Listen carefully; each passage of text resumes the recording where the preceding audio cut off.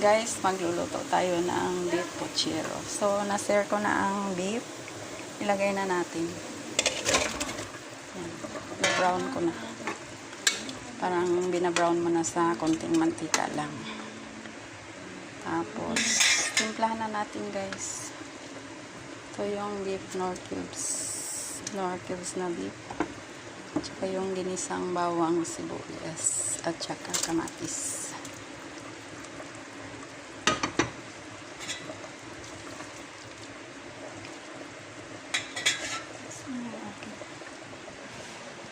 Tapos, lagyan na natin ng konting tomato sauce. Ayan.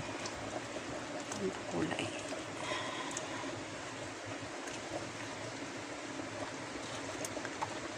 Tapos, lagdagan natin ng asin at paminta.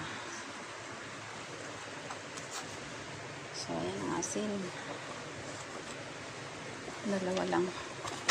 Baka umalat. Tapos paminta. Brown black pepper.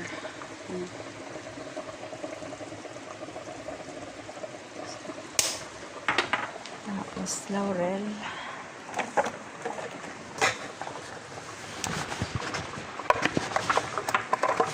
Naku, sorry. Natumba siya kasi wala nang laman. Kunti na lang laman.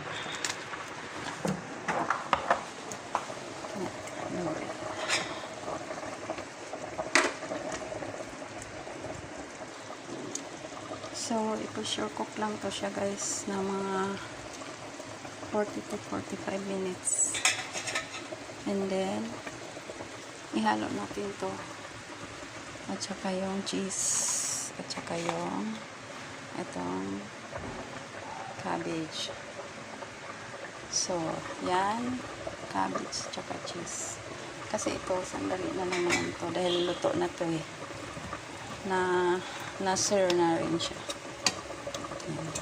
So, sandali na lang. Mga 2 minutes. Serve na. So, that's it guys. Isarado ko na ang pressure cooker.